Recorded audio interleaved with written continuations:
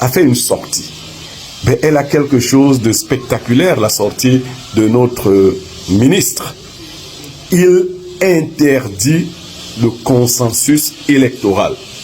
Et il enjoint les administrateurs civils, l'administration territoriale, d'y veiller.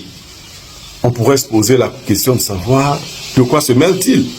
D'ailleurs, dans cette vidéo dont vous aurez des extraits, il parle abondamment de l'ECAM. Est-ce que le directeur de l'ECAM, le directeur général de l'ECAM, a perdu la parole?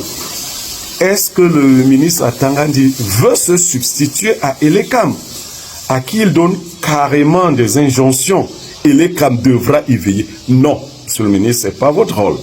Ce n'est malheureusement pas votre rôle. Je suis tout respectueux, mais ce n'est pas votre rôle. Et se mêler de quoi?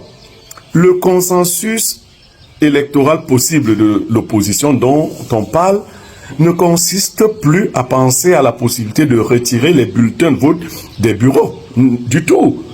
Les gens ne sont pas naïfs. Les candidats ont laissé d'ailleurs couler leurs 30 millions.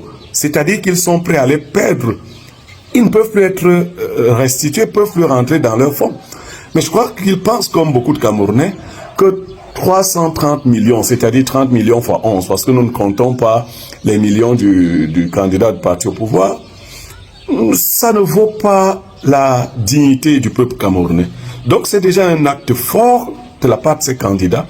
Mais l'acte le plus fort serait qu'ils fassent cohus autour de candidats représentatifs. Et cela, un ministre de l'administration territoriale ne peut pas l'interdire, ne peut pas l'empêcher. Les sous-préfets et les préfets non plus, parce qu'ils n'ont aucun rôle à l'intérieur des bureaux de vote. Les bulletins de vote vont exister, ceux des 12 candidats, parce que l'ECAM va les rendre disponibles. Mais, monsieur le ministre, ne pensez pas que les Camerounais sont si stupides. Si on leur indique le bulletin qu'il faut choisir, ils le choisiront, au détriment des autres bulletins de vote. C'est-à-dire que vous prenez les 12 bulletins, vous allez dans l'isoloir et vous faites là-bas votre choix. Les 11 autres, vous les jetez dans une sorte de corbeille qui sert, entre guillemets, pour parler prosaïquement, de poubelle. Et vous sortez. Alors, lorsque le ministre demande aux administrateurs civils de veiller à l'absence de consensus, que veut-il dire? On s'interroge. Est-ce qu'ils vont venir dans les bureaux de vote dire aux candidats, aux électeurs, vous prenez tous les bulletins, vous votez tel ou tel? Comment ils vont veiller? Qu'est-ce qu'il veut dire? Qu'est-ce qu'il sous-entend? Non. Nous le pensons sérieux. Il ne veut pas dire cela. Il ne veut pas dire qu'il veut organiser une sorte de fraude électorale. Non, le ministre Atangandi ne fait pas de fraude électorale. Non du tout. Vous le connaissez.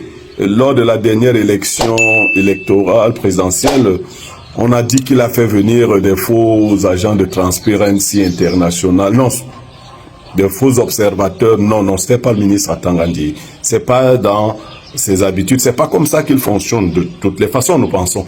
Non, plus sérieusement, l'opposition a un moment important. Un moment très important. J'aurais pu encore garder le silence. Vous connaissez l'actualité de l'heure. Je viens de démissionner d'Info Télévision, la chaîne qui m'a accueilli il y a exactement 40 mois, parce que c'était au mois de mai 2022. Aujourd'hui, nous sommes au mois de septembre 2025. Ça fait exactement 40 mois. Une belle aventure, de beaux souvenirs et beaucoup de belles choses. De belles rencontres surtout, mais une communauté de followers impressionnante. Des gens qui croient encore au discours vrai. Je n'ai pas la prétention de détenir la vérité. J'ai souvent le sentiment qu'il faut affirmer ses opinions avec fermeté, même si on se trompe, qu'on se trompe de manière sincère. J'essaie d'être le plus sincère du monde. Donc pour clore le direct de ce matin, je reviens vers notre cher ministre de l'administration territoriale. Je dis, le message n'avait vraiment pas de destinataire. L'objet non plus n'était pas pertinent. Il va falloir réorganiser la communication autour de cette question-là, parce que c'est une question sensible. Les opposants ont tout à fait le droit, même à la veille de l'élection présidentielle, de faire des alliances, de créer un consensus. Ce n'est pas des idées de quartier, monsieur le ministre, c'est des idées très intelligentes. Enfin, si elles ne l'étaient pas autant, elles ne... Donc, de toutes les façons, il faut que tout le monde, tout le peuple reste vigilant. C'est un moment important pour le Cameroun. Ce n'est pas le moment dont on devrait priver un seul Camerounais. C'est notre moment, à nous tous, y compris les membres du parti au pouvoir, le RDPC. C'est un moment important. Nous allons quand même élire en 2025 un chef d'État. Donc, c'est un moment crucial qui doit se passer dans la paix, la sérénité et le calme. Et à mon petit niveau, je ferai toujours ce qui est possible pour que notre beau pays reste en paix. C'est vrai qu'il y en a qui ne veulent pas de cette paix, même lorsqu'ils l'affirment verbalement. Leurs pratiques vont à l'encontre de la paix. Mais bon, pas d'oiseau de mauvais augure ce matin. Je vous dis au revoir et à très très bientôt.